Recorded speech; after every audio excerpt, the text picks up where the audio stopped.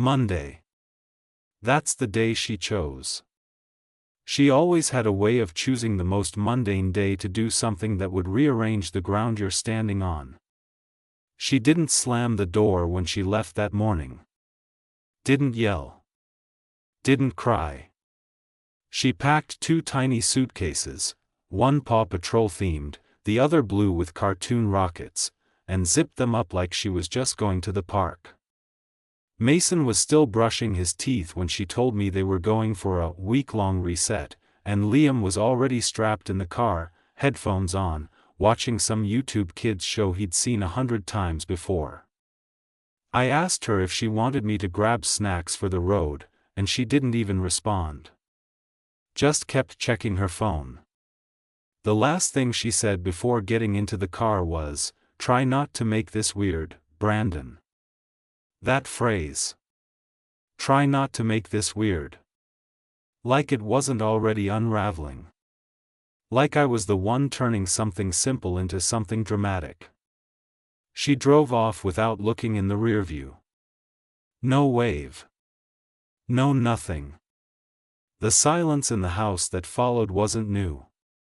She'd made sure it felt normal. Months of silence trained me to believe it meant peace. But this time it was different. This time, the absence had edges. I went upstairs to our bedroom. The bed was still made, her pillow still dented from the night before. But the nightstand drawer was open. Her passport was gone. That drawer only gets opened once a year for taxes or international flights. They weren't going to a cabin near Flagstaff. I knew it in my gut. It wasn't instinct, it was knowledge hiding beneath denial, trying to scratch its way up. At 1:17 p.m. that day, I opened her laptop. She never logged out of her email. She assumed I never looked. I hadn't. Until then. The subject lines were like punches to the chest. Can't wait to finally wake up next to you. I booked the cabin. Private. No kids for the second half, winky face. Don't forget to bring that dress. You know the one. That was 2 weeks ago. I haven't said a word to anyone about what I did next. Because what I did next didn't feel like me. It felt like something cracked open, and what came out was someone who had been quiet too long. I called in sick to work. That wasn't hard, everyone's remote now. Then I started collecting things.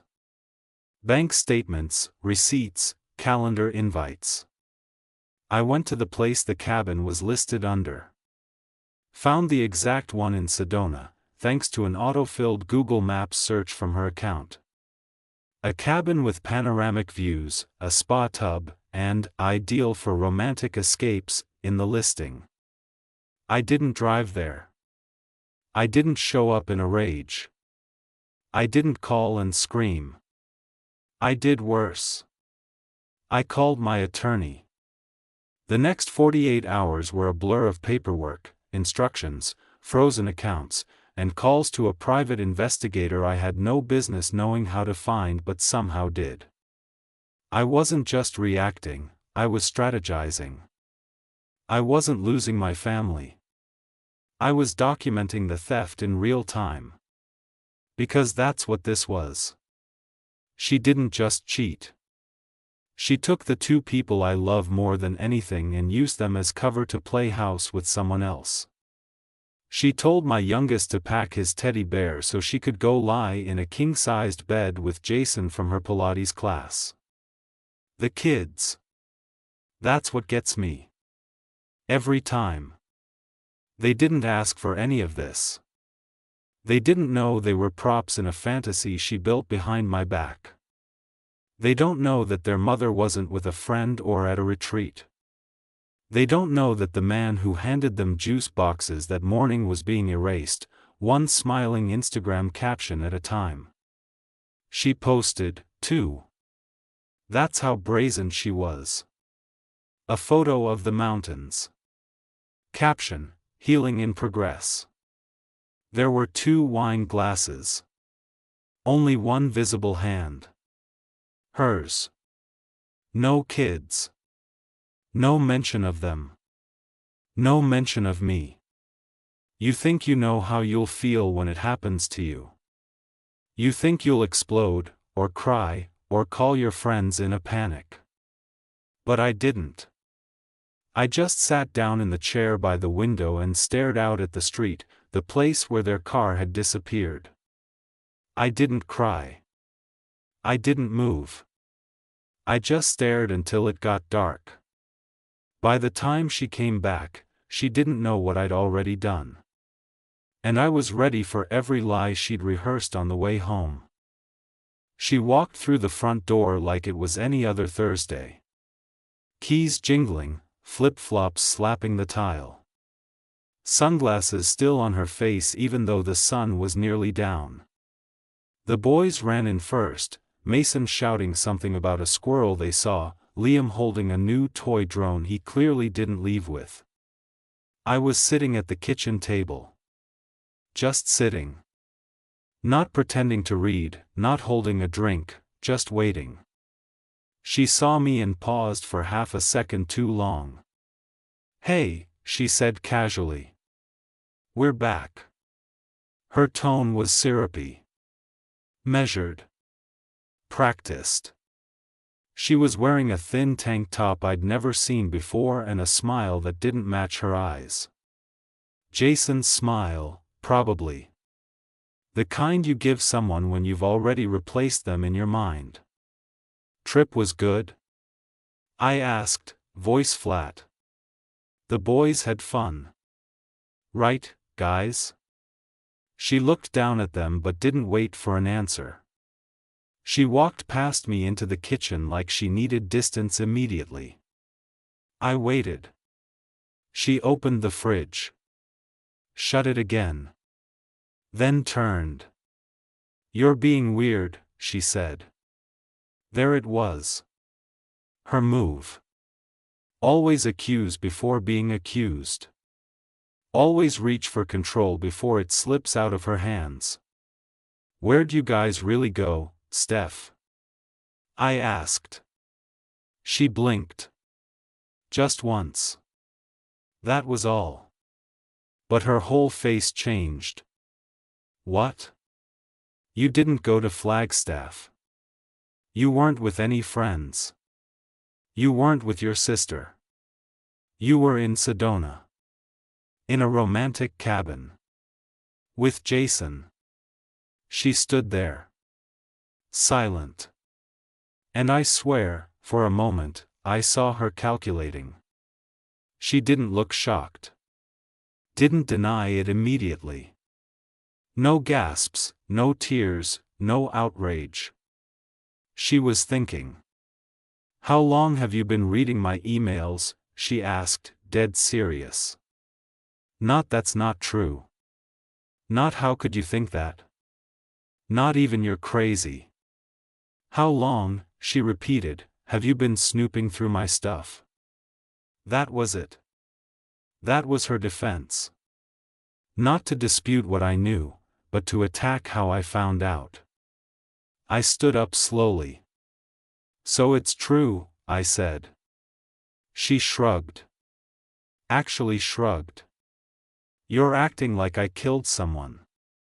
The boys were in the living room by then, thank God. I stepped closer, dropped my voice to just above a whisper. "You lied to me. You took our kids on your affair trip. You disappeared for a week. You're not even pretending to be sorry." She tilted her head and gave this bitter laugh. "Oh, please. You stopped caring about this marriage years ago. You just didn't notice until someone else did." That line. That poisoned line. Delivered without flinching. I couldn't speak.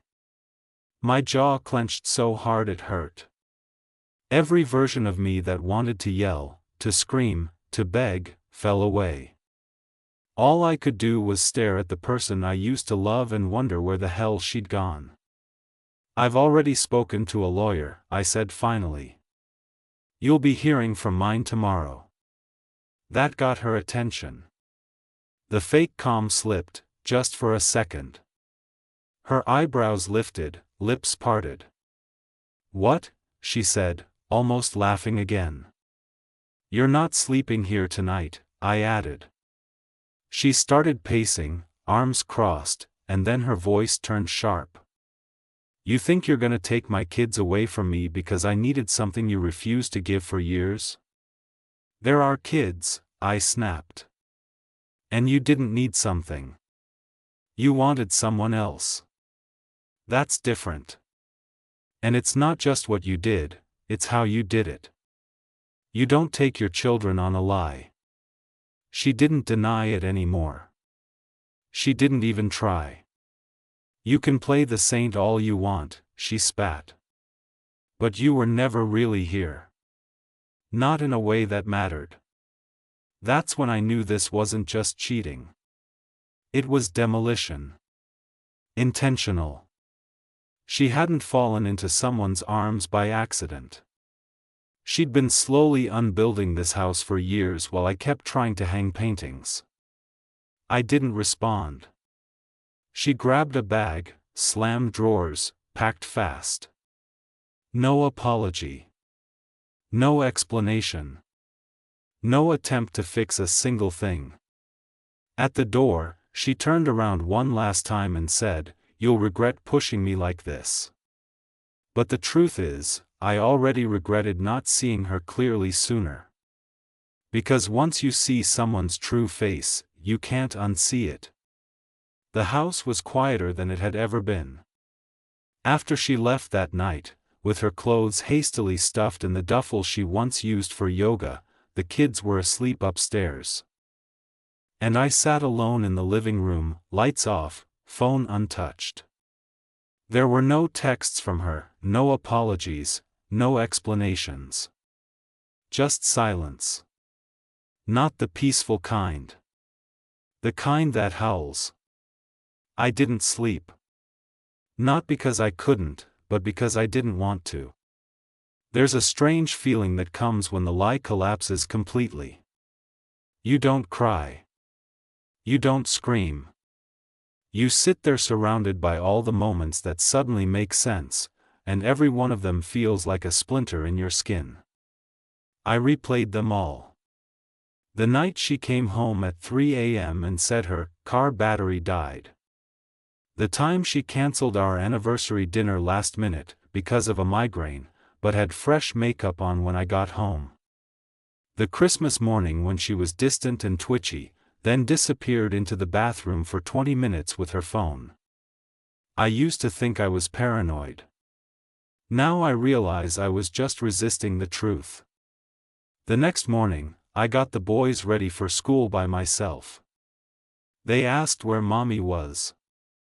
I said she needed a few days. Liam looked confused. Mason just kept playing with his drone. I watched them from the kitchen as I packed their lunches and wondered if I'd ever be able to explain to them what kind of person their mother really was. I still don't know the answer to that. By 10 a.m., my lawyer called. She had read the messages I forwarded. The emails. The receipts. This is more than enough to build a case, she said. Custody, financial misconduct, endangerment, words I never thought would apply to my life, let alone to the woman I once imagined growing old with. I gave her everything. I didn't hold back. Not this time. The old me, the one who made excuses for Stephanie's behavior, who told himself she was just stressed, who believed he could fix this if he just worked harder, that version of me didn't exist anymore. By noon, I had already filed a motion to freeze the joint savings account. By 2 p.m., the PI sent me photos, time-stamped proof of Stephanie and Jason at the cabin.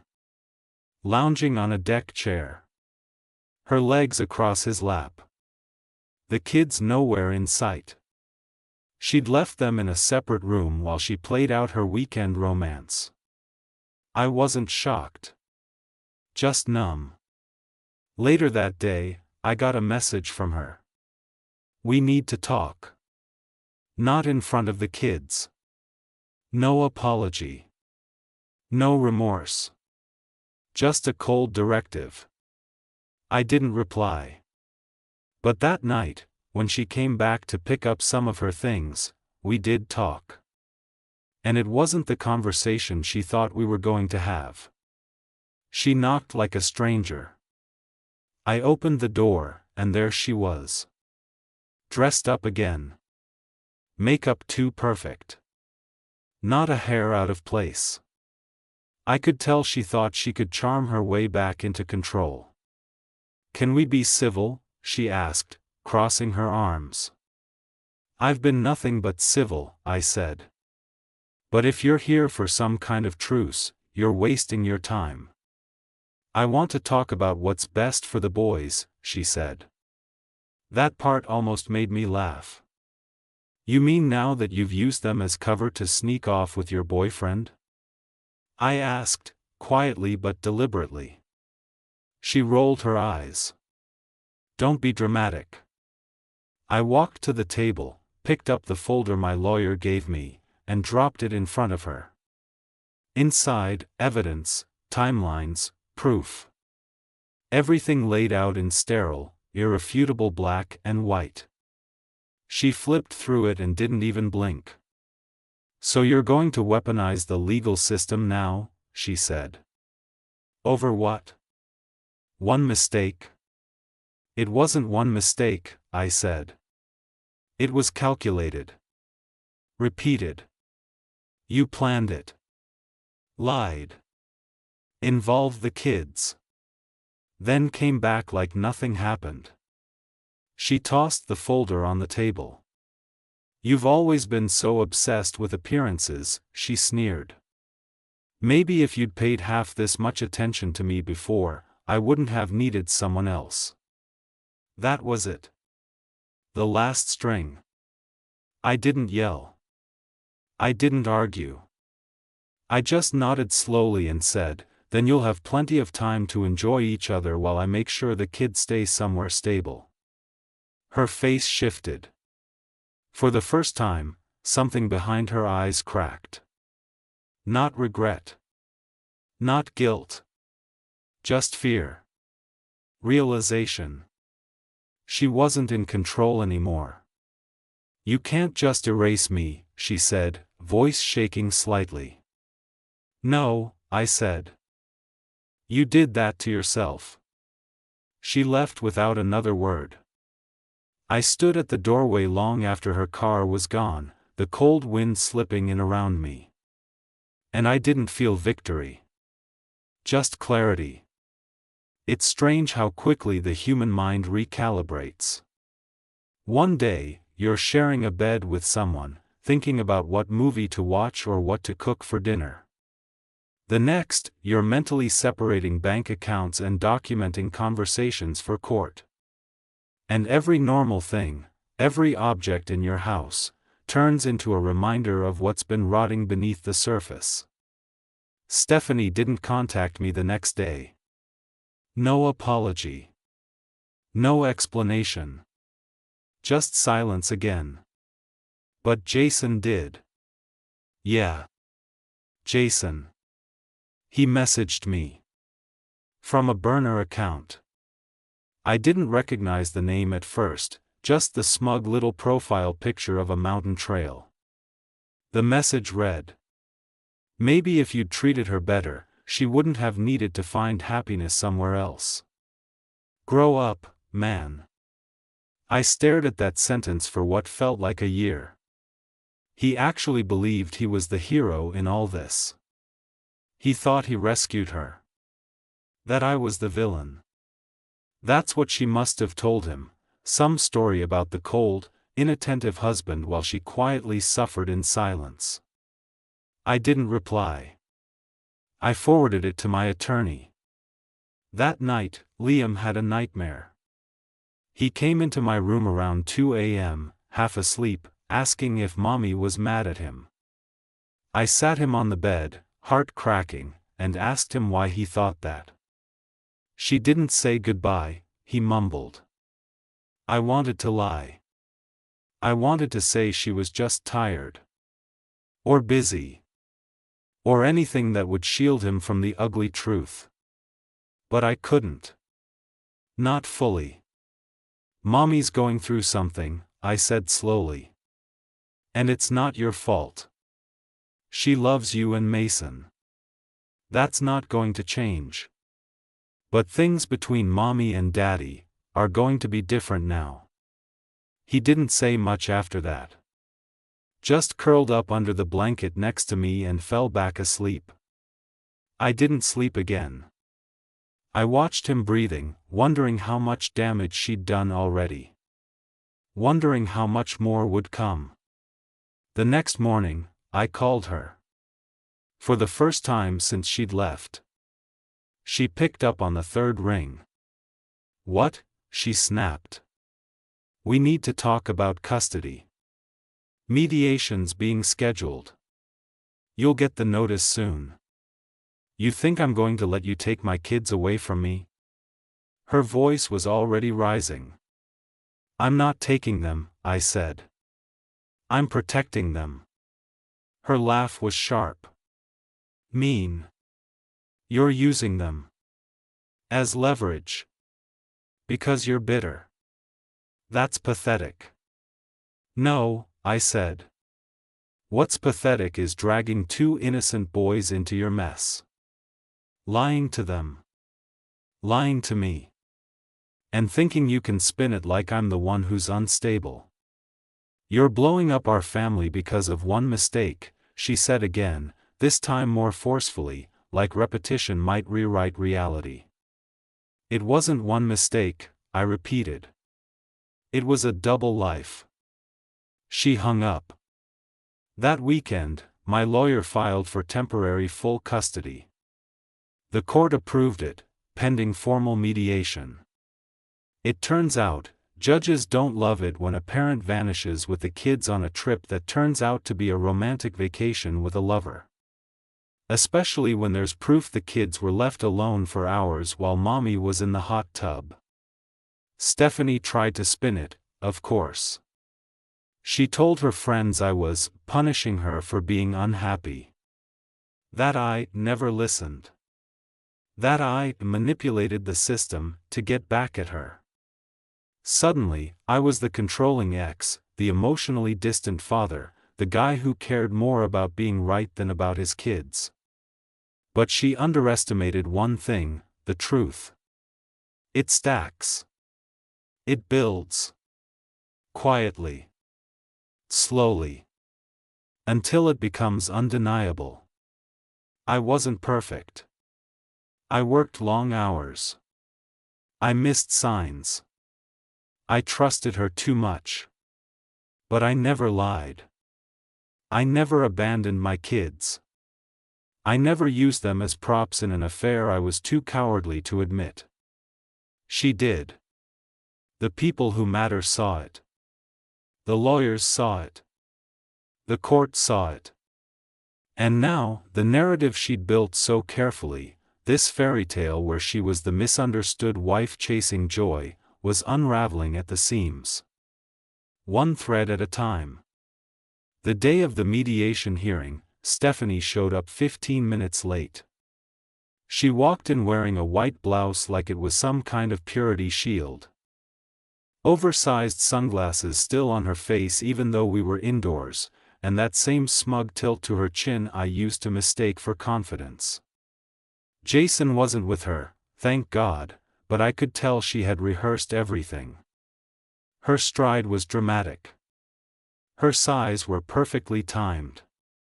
The victim costume was zipped up tight. I was already sitting at the table with my attorney when she walked in. I didn't look at her.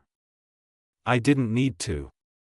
I could feel the temperature in the room shift the moment she entered. Like everyone instinctively knew something artificial had just arrived. She sat across from me and crossed her legs slowly. My attorney handed her lawyer the file, screenshots of emails, timestamps of photos, travel receipts, and the PI's statement. Evidence of the trip, the deception, and the kids being left unattended for hours in a locked cabin room while their mother played house with her boyfriend. Her attorney flipped through the papers quickly, then leaned over and whispered something to her. Stephanie didn't even flinch. "I'd like to start by stating that my client never endangered her children," her lawyer said, voice tight.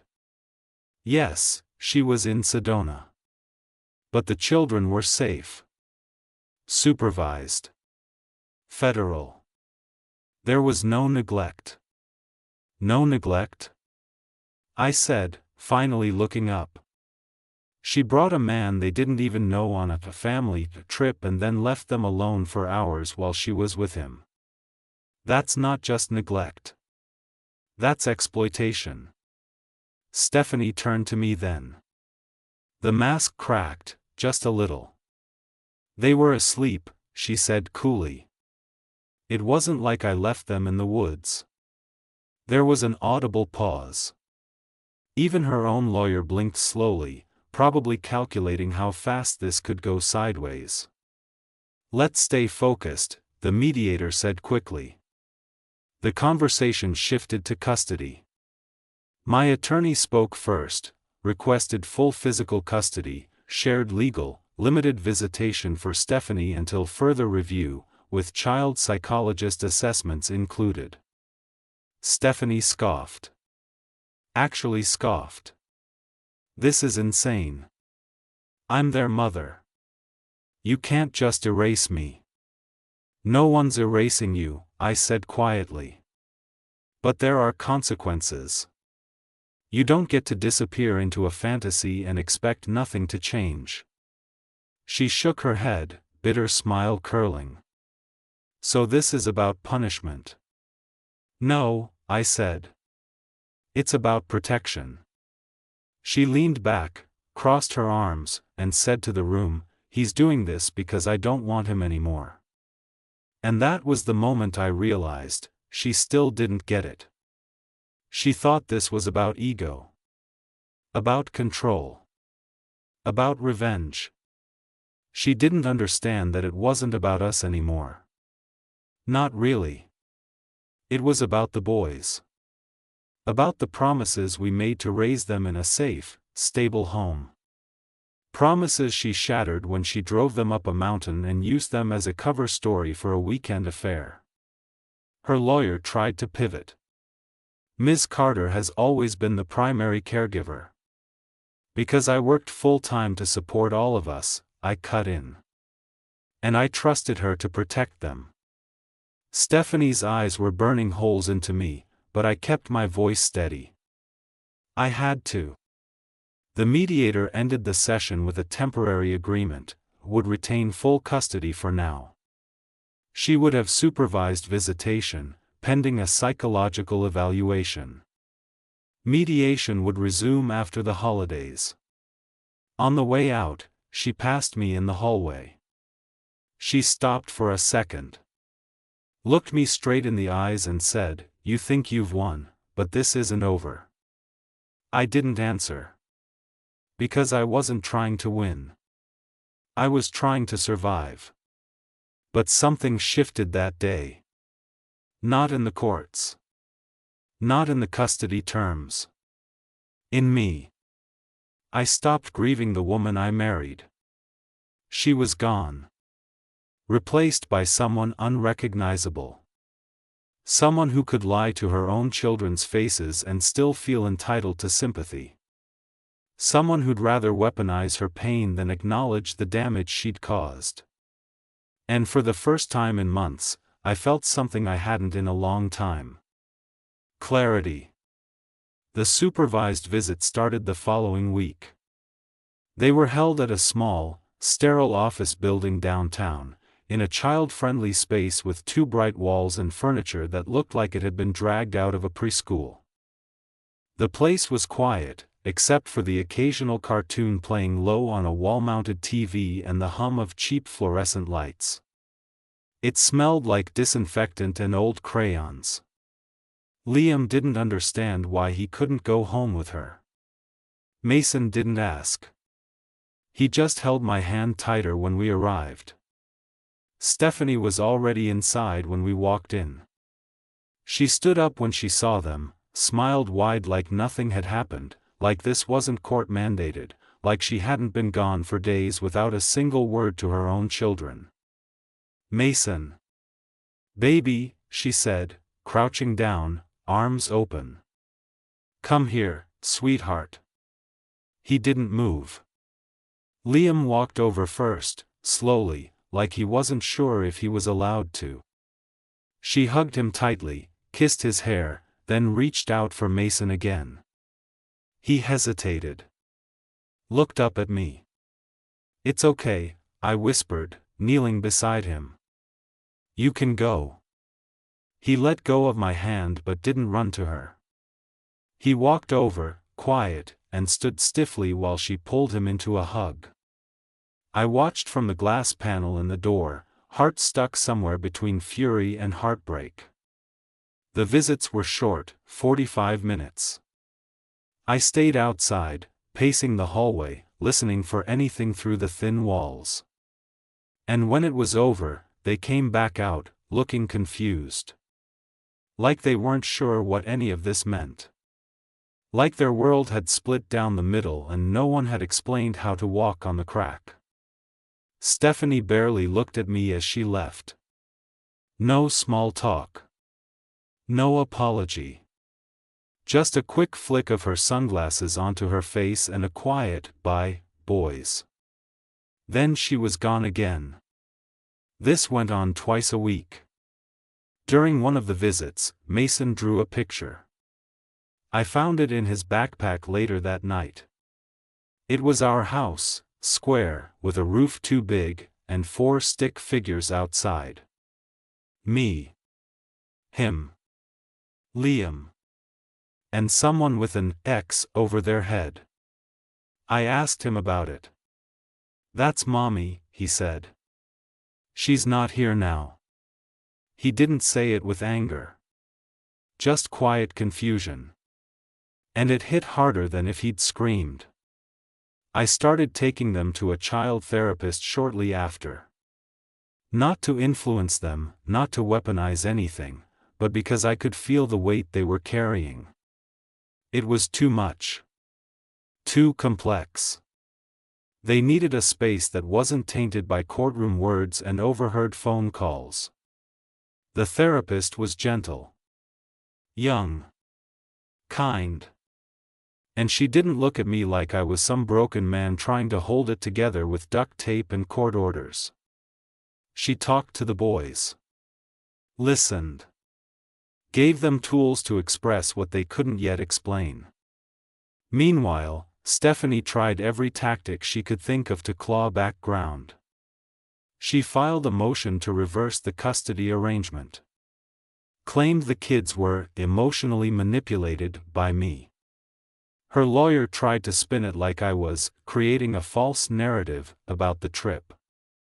That her relationship with Jason was separate from her parenting. That she deserved joint custody immediately. My lawyer demolished the argument. With timelines. With receipts. With surveillance from the cabin showing Jason entering the kids' room late at night, just to check on them, Stephanie claimed. The court didn't agree. Another motion denied. She showed up at the next visit furious. Not yelling, but her smile was made of teeth, and her tone was lined with venom. "You think you're winning," she hissed under her breath as she walked past me. "I think the kids need peace," I said simply. "You're the one treating this like a game." She leaned in closer, voice almost a whisper. "I'm going to make sure everyone sees you for what you really are." And there it was. The threat. Not to take the kids. But to destroy me. She wasn't trying to co-parent. She was trying to break me for daring to expose her lies. But what she didn't know was, I was already broken. The moment I found that email. The moment I saw the photo of them on that deck. The moment my sons asked why their mother never came back, there was nothing left for her to ruin. And that made me dangerous. The first time I saw Jason in person, it was a Tuesday. I had just picked up the boys from school. We were pulling into the grocery store parking lot, just a quick stop for milk and granola bars, when I spotted him across the lot, leaning against the passenger side of a black Jeep. Sunglasses on. Phone in hand. Dressed like he wanted everyone to know he had biceps and not enough brain cells. Stephanie was in the driver's seat. She hadn't noticed us yet. I watched as she laughed at something he said and reached across to touch his face. My stomach didn't drop. My hands didn't shake. I felt nothing. Which was surprising, given that a few weeks earlier, just seeing her name on my phone made my pulse spike. The boys didn't recognize him. They just saw her. Liam pointed and waved instinctively. "Mommy." And that's when she saw us. Her expression changed instantly. From ease to calculation. She said something to Jason, quick and tight, and he stepped back from the car. She got out, adjusting her shirt like she needed to present herself differently now. She started walking over. I knelt to pretend I was tying Mason's shoe. I needed a second to breathe. Then I stood, locked eyes with her, and spoke before she could. "This isn't your visitation day." She glanced at the boys, then back at me. "I know. I wasn't trying to see them. They already saw you. I didn't plan this." I looked at Jason, who was now pretending to check something in the trunk of the Jeep. I could feel the heat rising in my chest, not anger, just a tight awareness of how little she cared about consequences. "You brought him here?" I asked, voice low. "He's with me."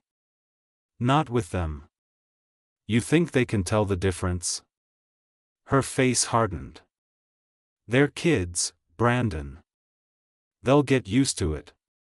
That line. That casually cruel sentence. They'll get used to it. Used to having their mom replaced by a stranger. Used to broken routines. Used to disappointment. Used to pain. I stepped closer, blocking her view of the boys. "You're not bringing him anywhere near them. Not now. Not ever. Do you understand me?" She rolled her eyes. "You don't get to decide who I see. I get to decide who's around my children," I said. "And until a court says otherwise, that's final." Her eyes narrowed. "You think you're some saint? You think you're better than me because you didn't cheat?"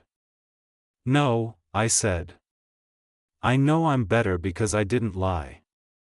I didn't drag them into it. I didn't trade in my family for a dopamine hit." She opened her mouth to say something else, but Jason honked the car horn from across the lot.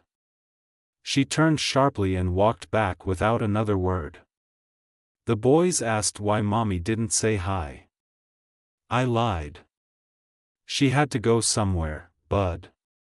That night, I sat at the kitchen table with my laptop open, rereading the custody paperwork. I called my lawyer and asked what it would take to file a restraining order. Not against Stephanie, yet, but against Jason. Just to keep him from the kids. From the school. From our home.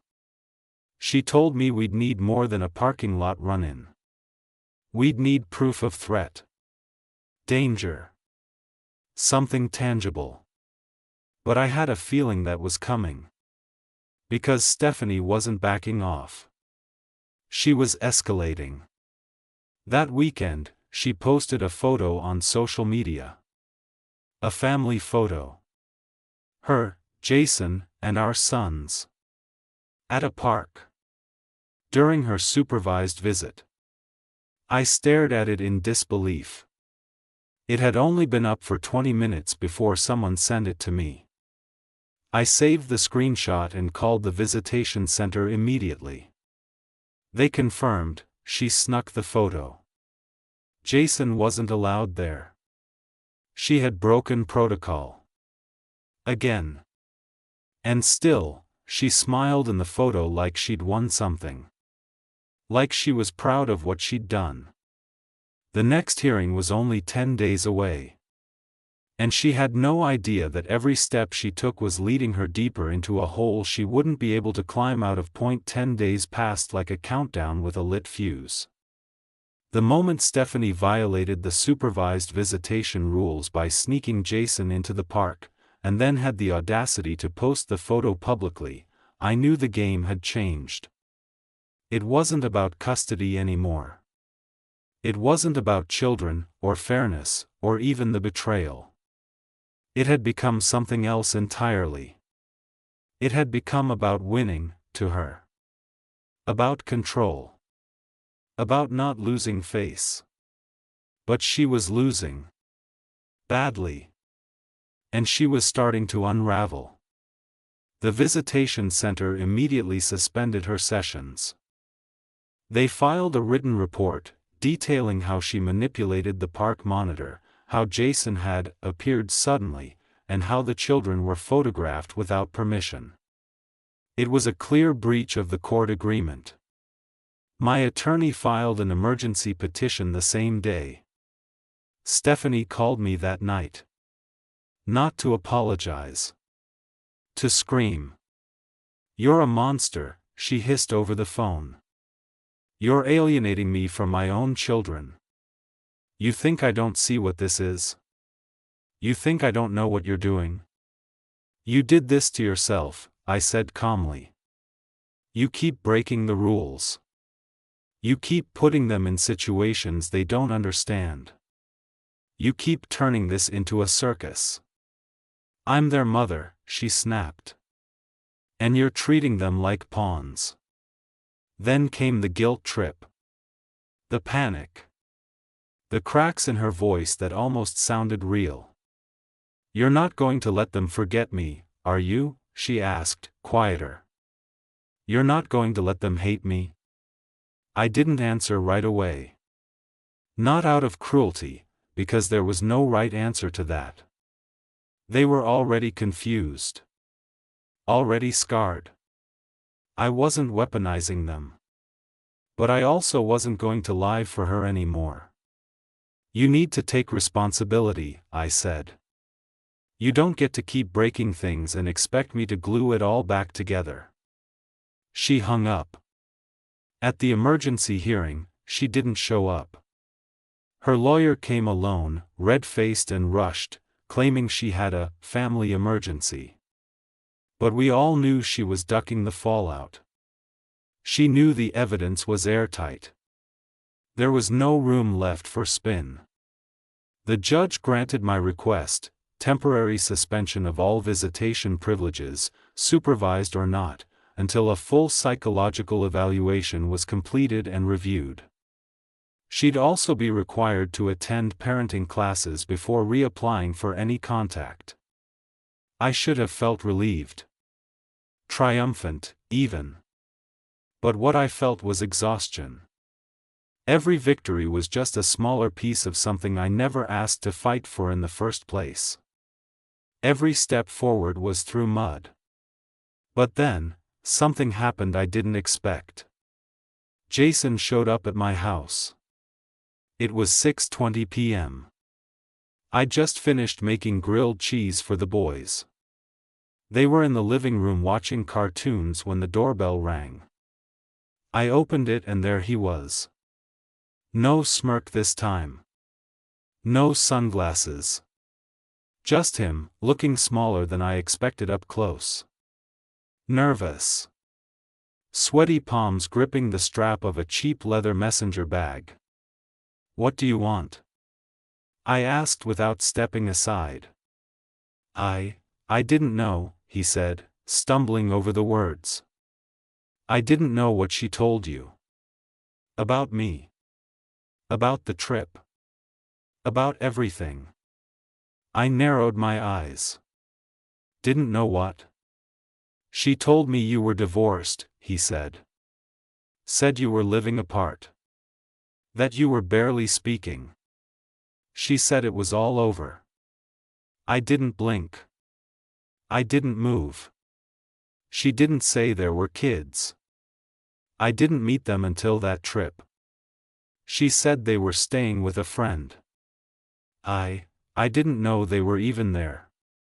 So when you showed up at the cabin, I thought it was just us. She told me she needed a break from the city. I didn't find out until the second day. I let the silence stretch between us. She lied to both of us, he said. But I'm not here to play victim. I'm done. I broke things off last week. I just thought you should know. She's been spiraling. Telling people you abused her. That you're unstable. That she's afraid of you. That last part hit me square in the chest. What? She's trying to paint a picture. Like you're dangerous. Like you're mentally unwell. I think she's trying to prep for court. My stomach turned. I didn't trust him. I didn't owe him anything. But it tracked. It all tracked. I don't want anything to do with either of you, I said flatly. Don't come here again. He nodded, turned, and left. And as I closed the door, I realized just how far Stephanie was willing to go. She wasn't done yet. She was preparing to set fire to everything she couldn't control. And I had to be ready for whatever came next. The call came 2 days later. It was from my lawyer. Her voice was tight, professional, but I could hear it, the concern beneath her words. She filed a motion, she said. Requesting an emergency reversal of custody. Claims you're emotionally abusive. That the children are unsafe in your care. My throat went dry. She included a sworn affidavit, my lawyer continued. It's dramatic. Claims you've been isolating her from the boys, creating false narratives, and using your influence to damage her reputation.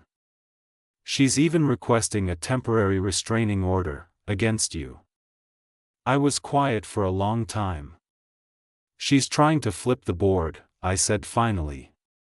She's attempting to paint herself as the victim of coercive control, my lawyer confirmed.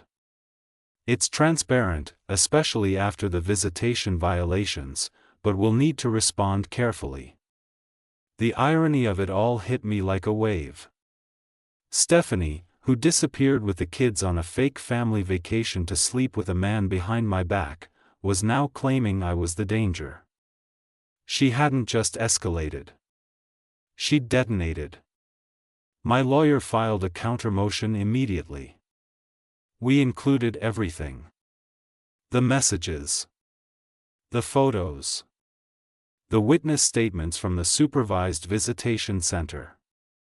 The therapist's letter outlining the boys' emotional confusion and Stephanie's instability.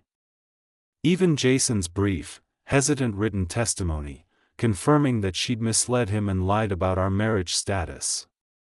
I read through the entire packet myself that night. It didn't feel like my life. It felt like someone else's tragedy, someone who'd married a stranger wearing the face of someone they once trusted. And now that stranger was trying to rewrite history and play the part of the wounded party. But I knew the truth. And the boys knew it too, even if they didn't fully understand it yet. The emergency hearing was set for that Friday. Stephanie showed up. This time, she looked the part, dark conservative blazer, no makeup, hair pulled back like she was appearing at a parole hearing. Her eyes were red. Fake tears.